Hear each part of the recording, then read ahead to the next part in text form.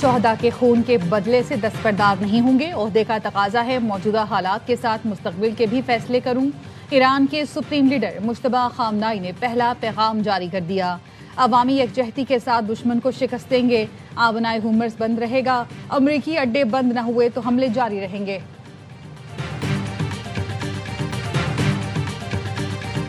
वफाक ने सिंध की सियासत में हलचल मचा दी। कामरान टिसोरी की छुट्टी, निहाल हाशमी को गवर्नर सिंध तैनात करने का फैसला। वजीर आजम ने समरी सदर को भिजवा दी। वजीर आजम शहबाज शरीफ ने नई जिम्मेदारी मिलने पर निहाल हाशमी को मुबारकबाद दी। निहाल हाशमी इस्लामाबाद से कराची के लिए उड़ान भर ली।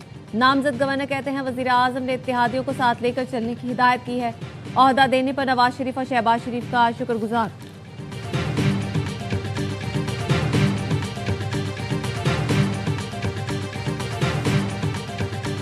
शहबाज शरीफ साहब की जो वफाकी हुकूमत है उसके लिए सबसे संगीन गलती पर मबनी फैसला होगा। एमक्यूएम पाकिस्तान को ना एतमाद में लिया गया, ना एमक्यूएम पाकिस्तान से पूछा गया। अब हमारे पास कोई अखलाकी जवाब नहीं है हुकूमत में रहने का, और हुकूमत छोड़ देनी चाहिए। गवर्नर सिंध की तब्दीली पर एमक्यूएम बरहम, वफाकी हुकूमत छोड़ने की धमकी दे दी। फारूक सत्तार कहते हैं कामरान टिसोरी की तब्दीली शहबाज शरीफ हुकूमत की संगीन गलती होगी। पीपल्स पार्टी और नून लीग क्राइम पार्टनर है, हमें हमारी औकात बता दी गई। ऐसे एक तरफा फैसले के बाद हुकूमत में रहने का कोई जवाब नहीं, फैसला करने का वक्त आ गया। एमक्यूएम का कौमी असम्बली से वॉकआउट। वफाकी वजीर तारिक फजल चौधरी, तलाल चौधरी और गुल असगर की एमक्यूएम को मनाने की कोशिश। जराये के मुताबिक एमक्यूएम ने कहा हमें एतमाद में नहीं लिया गया, अब ईद के बाद ही बात होगी।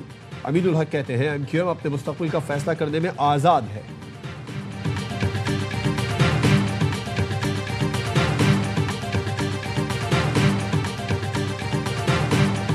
राजी हैं एतमाद में नहीं लिया जाता। नहीं पूरा एतमाद।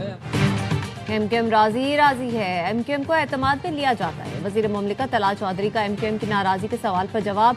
पीपी के एमएनए आगा रफीउल्लाह बोले एमक्यूएम पुरानी तनख्वाह पर काम करेगी।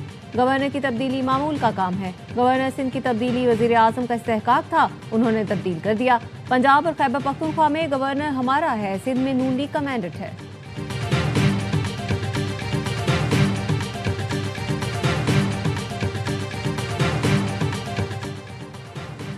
इस्लामाबाद हाई कोर्ट ने बानी पीटीआई को फौरी शिफा अस्पताल मुंतकिल करने की इस्तदा रद्द कर दी। जाती मुआलिजीन को मेडिकल बोर्ड में शामिल करने की दरख्वास्त भी मुस्तरद। तिब्बी मुआयने के लिए चीफ कमिश्नर को फौरी नया बोर्ड तश्कील देने का हुक्म। पिम्स के डॉक्टर आरिफ और डॉक्टर नदीम कुरैशी को बोर्ड में शामिल करने की हिदायत। अदालत ने कहा चीफ कमिश्नर मेडिकल बोर्ड की सिफारिशात और जेल कवानीन के मुताबिक बानी को अस्पताल मुंतकिल करने का फैसला करेंगे। वकला से मुलाकात के लिए लार्जर बेंच के तय करदा तरीक़ाकार पर अमल किया जाएगा।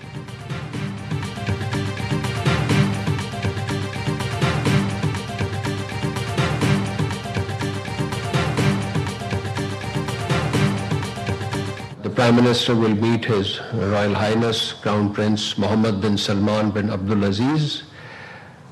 The Prime Minister's visit to Saudi Arabia is part of the coordination between the two brotherly countries on matters of regional peace and security.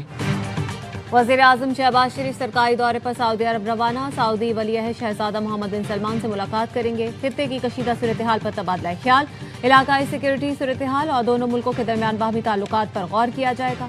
तर्जुमान दफ्तर खारजा का कहना है वज़ीर आज़म का दौरा बहुत अहमियत का हामिल है। पाकिस्तान को मशरिक़ वस्ता की सूरत हाल पर तशवीश है, कशीदगी का पूरा हल चाहते हैं।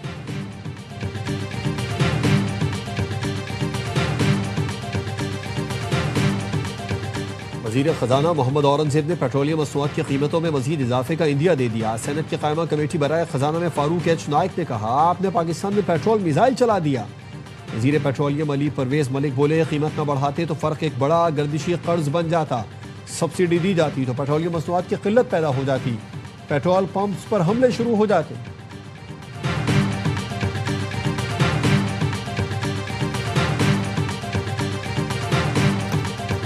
बैनुल-अक़वामी मंडी में खाम तेल की कीमतों में इजाफा। लंदन ब्रेंट खाम तेल की कीमत में 9.11% इजाफा, $100.36 फी बैरल पर पहुंच गया।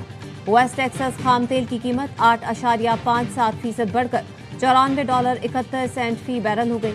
इंटरनेशनल एनर्जी एजेंसी आलमी तवानाई बहरान के पेश नज़र 40 करोड़ बैरल खाम तेल फराहम करेगी। रुकन ममालिक ये खाम तेल स्ट्रेटेजिक जखायर से जारी करेंगे। ऑस्ट्रेलिया का ईंधन सप्लाई बढ़ाने का फैसला, 60 दिन के लिए ज्यादा सल्फर वाले ईंधन की आर्जी सप्लाई की इजाजत दे दी। ऑस्ट्रेलिया के वजीर तवानाई क्रिस बोवन का कहना है कि सप्लाई में इजाफे के बाद माहाना 10 करोड़ लीटर इजाफी पेट्रोल फरोख्त कर सकेंगे।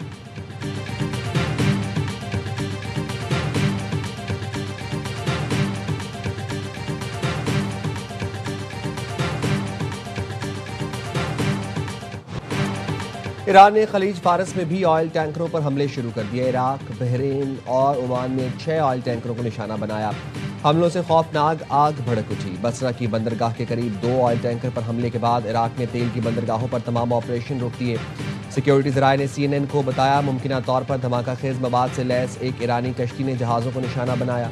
इराकी हुकाम के मुताबिक एक शख्स जाँ बहक हुआ। हमले के 38 अरकान को बचा लिया गया। ओमान की सलाला पोर्ट पर भी मुबैना ईरानी हमले से बड़े पैमाने पर तेल के ज़ख़ीरे में आग लग गई। हुकाम ने ऑयल एक्सपोर्ट टर्मिनल पर जहाज़ों को खाली करने का हुक्म दे दिया। बहरीन में भी बंदरगाह पर ऑयल टैंकर पर हमला किया गया। बहरीन की वजारत दाखिला का कहना है, ईरानी हमले के बाद तेल और ईंधन के टैंकों में आग लग गई। धुआं इतना शदीद है कि शहरियों को खिड़कियां बंद रखने की हिदायत कर दी गई।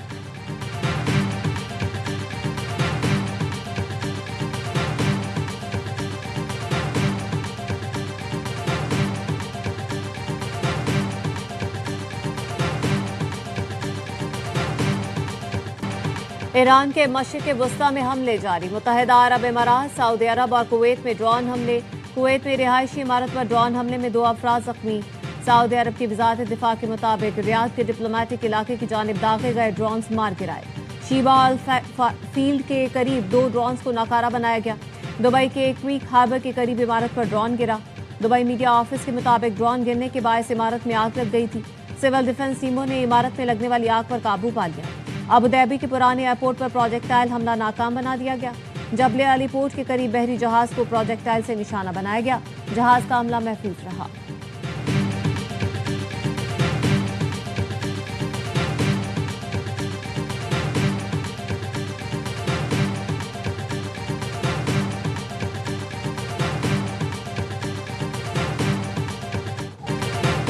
ईरान और हिजबुल्लाह की इसराइल के खिलाफ मुश्तरका कार्रवाई। वस्ती इसराइल धमाकों से गूंज उठा। इसराइली मीडिया के मुताबिक रॉकेट हमलों में शेरोन में बड़े पैमाने पर इमारतों को नुकसान पहुंचा। रिपोर्ट में बताया गया, ईरान और हिजबुल्लाह की जानिब से 150 रॉकेट दागे गए, लेकिन हमलों में कोई जान नुकसान नहीं हुआ। पास तरान इनकलाब के मुताबिक कदर, इमाद, खैबर शिकन और फतह मिसाइल के जरिए हमले किए। हदफ तल अवीव, हैफा और खित्ते में अमरीकी अड्डे हैं। इसराइली फौज का कहना है, ईरान ने इसराइली इलाकों की तरफ मिसाइल दागे हैं।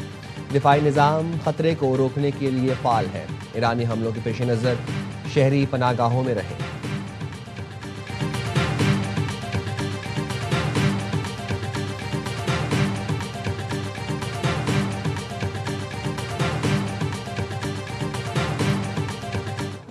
अमेरिका और इसराइल के ईरान पर हमले जारी। तेहरान, अस्फहान, काशान और शिराज समेत दीगर शहरों में बमबारी।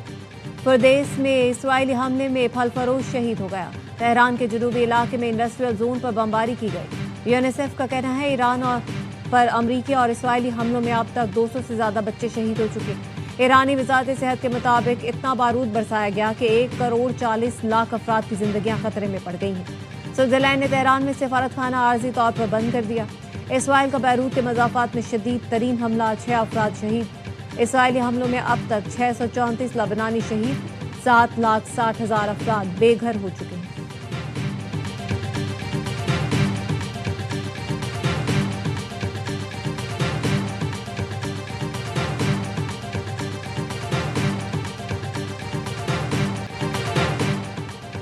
पेंटागन ने 168 ईरानी तालिबात की जाँ बहक होने की जिम्मेदारी कबूल कर ली। ईरान ने स्कूलों पर हमले की इब्तदाई तहकीकाती रिपोर्ट में कहा, हमला गलत इंटेलिजेंस मालूमात की बुनियाद पर हुआ। पुरानी मालूमात के बायस मिसाइल दागा गया।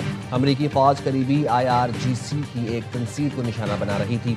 अमरीकी सदर ट्रंप का फिर ईरानी स्कूल पर हमले के सवाल का जवाब देने से गुरेज। सहाफ़ी ने पूछा, अमरीकी मिलिट्री तफ्तीश में साबित हुआ अमरीका ने ईरान के स्कूल पर हमला किया।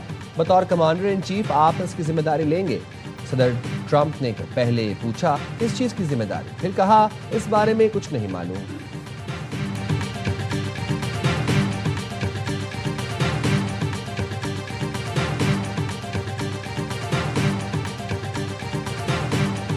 और शायर अवाम और शायर इनकलाब हबीब जालिब को दुनिया से गुजरे 33 बरस बीत गए। हबीब जालिब ने ज़िंदगी भर आवाम के हुकूक के लिए आवाज़ बुलंद की। उन्हें वफात के 16 बरस बाद निशान इम्तियाज़ से नवाजा गया।